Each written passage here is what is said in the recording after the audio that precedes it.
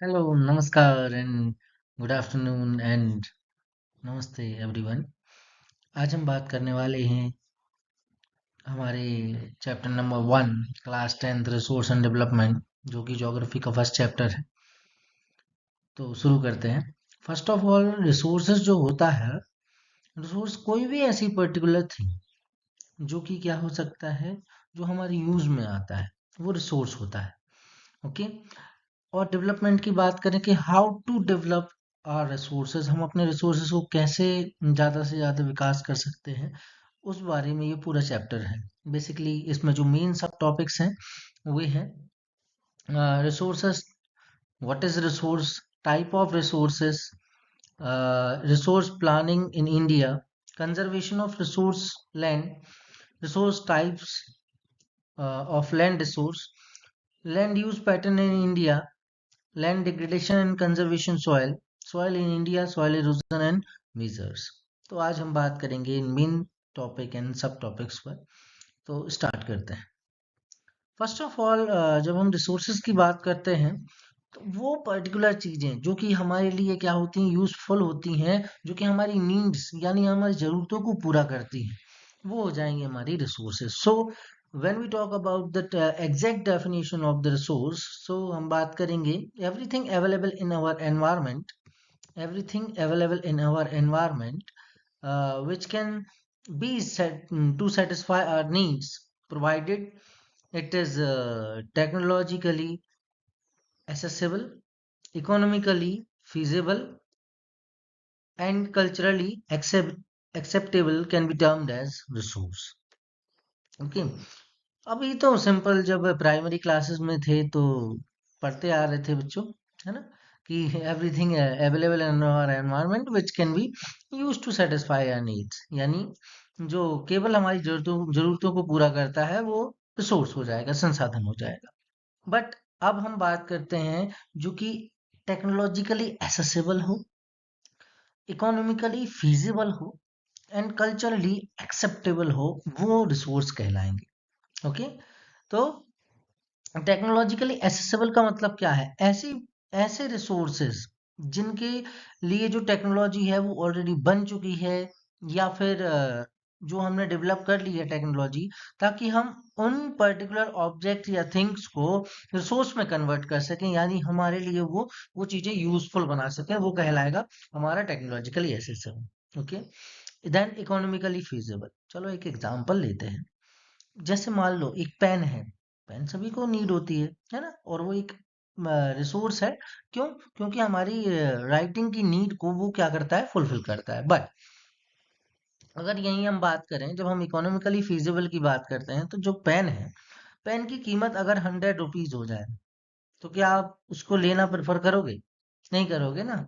उसकी जगह कोई और ऑप्शन आप ढूंढना स्टार्ट कर दोगे। बट पेन अगर एक मिनिमम कॉस्ट पर आपको मिल जा रहा है, 2 रुपीज, 5 रुपीज, 10 रुपीज, 20 रुपीज, तो आप उसको लेने की जो है वो कोशिश करोगे, और वो आपकी नीड को जो है वो फुलफिल कर देगा इजीली, और वो कहलाएगा इकोनॉमिकली फीजेबल, क्योंकि आप उसको लेने जा रहे हैं और वो आसानी से आपको क्या हो रहा है, मिल पा रहा है। तो वो क्या कहलाएगा, इकोनॉमिकली फीजिबल। जब हम बात करते हैं कल्चरली एक्सेप्टेबल की, तो वो हर एक चीज, वो हर एक थिंग जो कल्चर एक्सेप्ट कर सकता है, वो क्या कहलाएगा, resources. It is clear. Next, अब हम बात करेंगे कि the relationship between human being, nature, technology and institution. तो यहाँ पर आपका डायरेक्ट क्वेश्चन बन सकता है कि what, explain the relationship between human being, nature, technology and institution. और एक तरीके से और क्वेश्चन बन सकता है यहाँ पर कि explain the interdependence of human being into nature, technology और इंस्टीट्यूशन। मींस किस तरीके से ये जो ह्यूमन बीइंग्स हैं वो नेचर, टेक्नोलॉजी और इंस्टीट्यूशंस के लिए के ऊपर डिपेंडेंट है, वो सब आ जाएगा किसमें, इस पर्टिकुलर टॉपिक में। तो दूसरा टॉपिक हमारा यहाँ पर आ जाएगा कि the relationship between the human being, nature and technology and institution. First of all अगर बात करते हैं, ये जो नेचर आपको दिख रहा है और ये टेक्नोलॉजी एंड इंस्टीट्यूशंस, बेसिकली अगर हम इसको रिलेट करें तो हमारे चैप्टर, इकोनॉमिक्स वाले चैप्टर से भी इसको हम रिलेट कर सकते हैं यहाँ पर। जब हम बात करते हैं नेचर की तो ये प्राइमरी सेक्टर में आता है, टेक्नोलॉजी जो है वो सेकेंडरी सेक्टर में, और इंस्टीट्यूशंस जो है वो टर्शरी सेक्टर्स में, जो बेसिकली आपको सर्विस प्रोवाइड करते हैं। नेचर बेसिकली ह्यूमन बीइंग जो है वो नेचर से एक्सट्रैक्ट करता है, पहले किसी भी चीज को नेचर से लेता है, फिर उसको में एप्रोप्रिएट टेक्नोलॉजी यूज करके उस पर्टिकुलर टेक्नोलॉजी को यूज करके कुछ ना कुछ ऑब्जेक्ट बनाता है, और वो डिफरेंट इंस्टीट्यूशंस में आपको प्रोवाइड होती है, मींस आपको सर्विस प्रोवाइड करती है। ये जो है वो ऐसे हम interdependence between the human being, nature and technology and institutions को समझ सकते हैं। तो यहाँ पर देखते हैं, interaction between nature, technology and institution result in the process of transformation of things into resources. Resource कब बनेगा? नेचर में अगर कोई चीज उपलब्ध है तो वो डायरेक्टली आप यूज करते हैं? नहीं करते हैं। मान लो एक एग्जांपल लेते हैं बेसिकली, कि आपके पास पेज है, ह्यूमन बीइंग ने देख लिया कि पेज की उसके रिक्वायरमेंट है, पेज उसके लिए रिसोर्स होगा। बट पेज कैसे बनता है? तो फर्स्ट ऑफ ऑल उसको नेचर की जरूरत पड़ेगी। नेचर में प्लांट ट्री को जो है वो कट करेगा, ट्री से अप्रोप्रिएट टेक्नोलॉजी, पेपर बनाने वाली मशीन को यूज करेगा। देन वो क्या कर सकता है कि किसी भी इंस्टीट्यूशन मीन्स शॉप वगैरह में जो है वो आपको, स्टेशनरी शॉप्स वगैरह पर आपको पेजेस प्रोवाइड होंगे, in the sense notebook provide होगी।